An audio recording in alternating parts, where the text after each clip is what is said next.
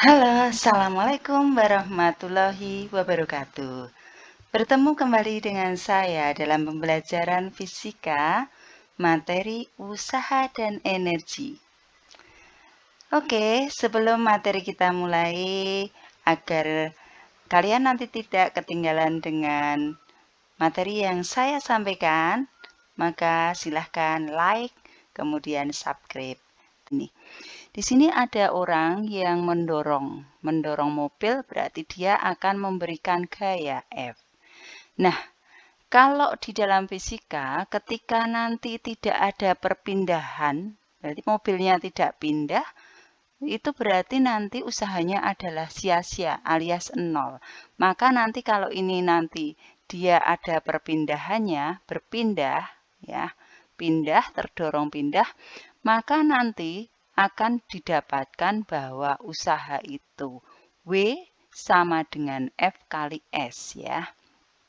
W usaha satuannya Joule, F-nya gaya satuannya Newton, S adalah perpindahan atau jarak yang ditempuh.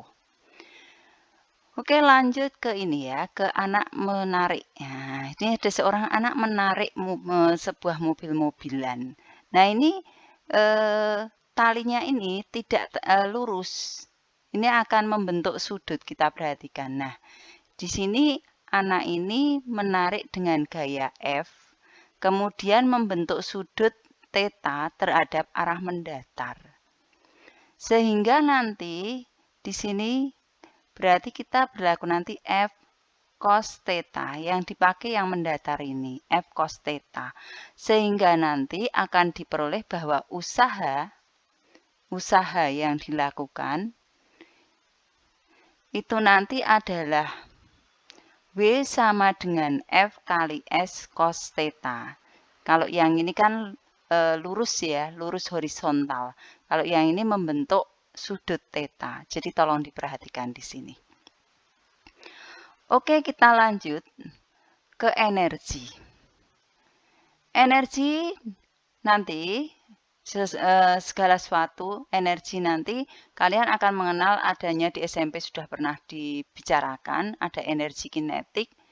Nah, energi kinetik itu berkaitan dengan kecepatan, benda yang memiliki kecepatan ya. Ini terkait dengan kecepatan. Setiap benda yang memiliki kecepatan, dia akan memiliki energi yang besarnya EK sama dengan setengah mv kuadrat.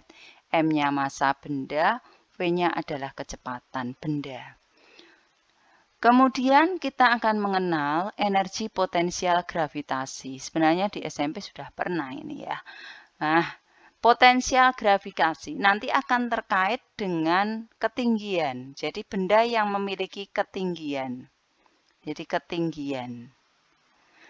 Ya. Sehingga kalian sudah masih ingat bahwa energi potensial gravitasi itu adalah EP sama dengan mgh.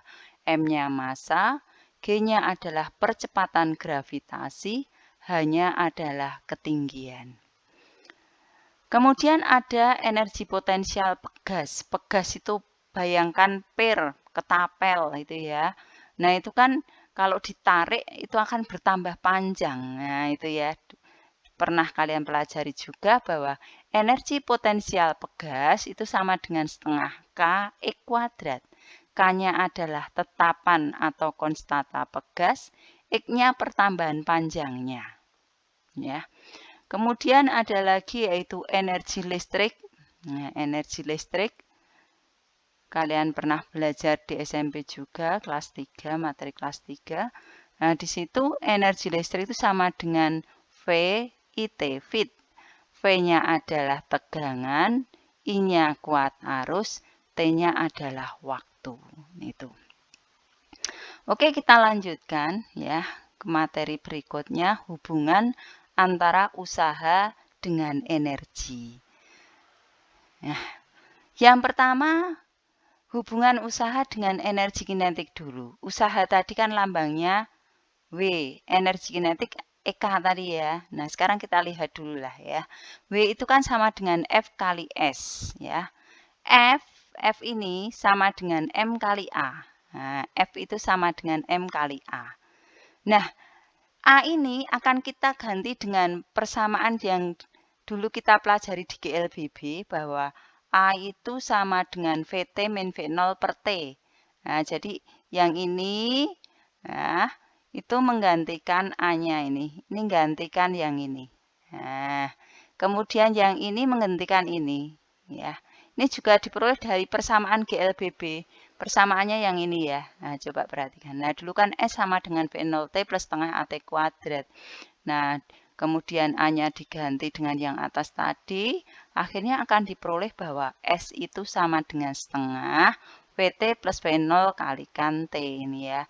Nah, S di sini yang ini digantikan oleh ini. Nah, sehingga setelah diperkalikan ini, ya ini setengahnya pindah sini M, kemudian ini T-nya dicorek, nah, akhirnya diperoleh VT min V0, ini VT plus V0.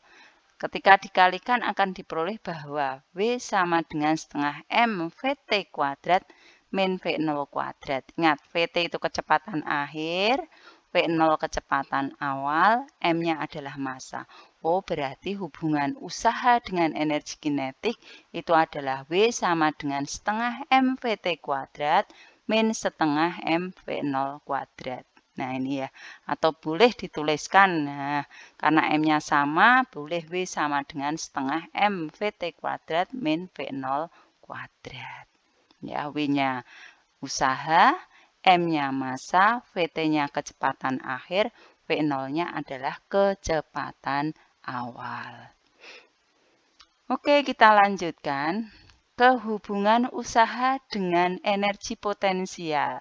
Usaha tadi W, energi potensial itu keterkaitannya dengan kedudukan benda, ketinggian benda.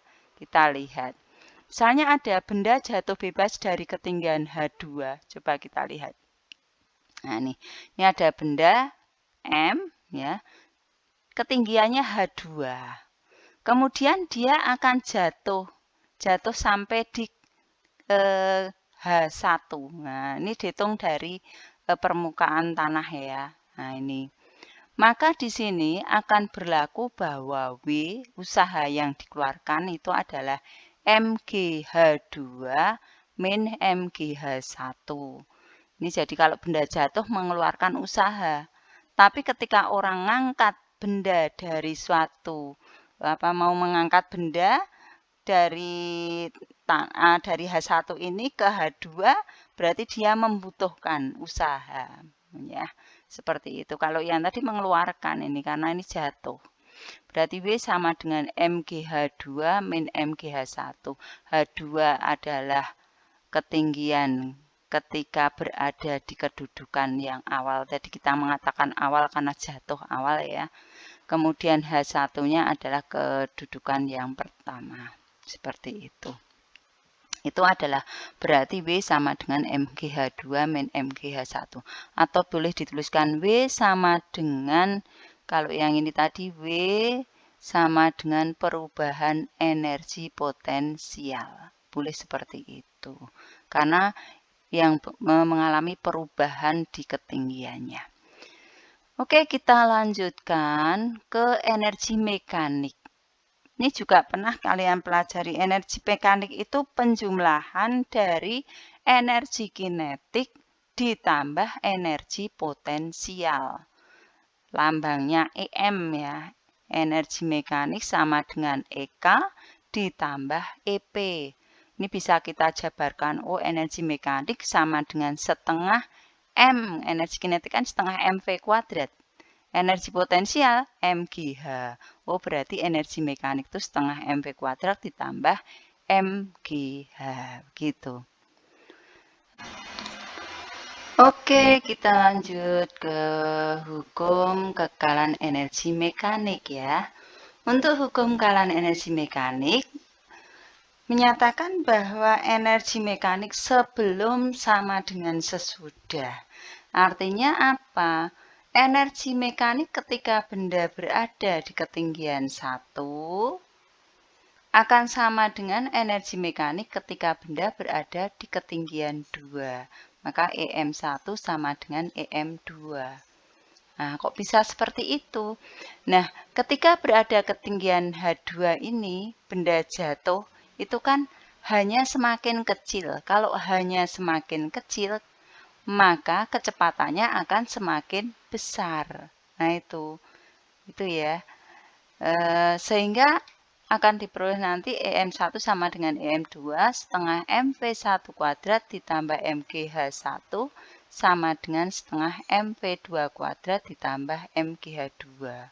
Jadi perhatikan kasusnya tadi. Misalnya ketika ada peristiwa meluncur dari sebuah ketinggian itu kan ketinggiannya semakin kecil. Dia meluncur semakin ke bawah itu semakin cepat, semakin kecepatannya besar.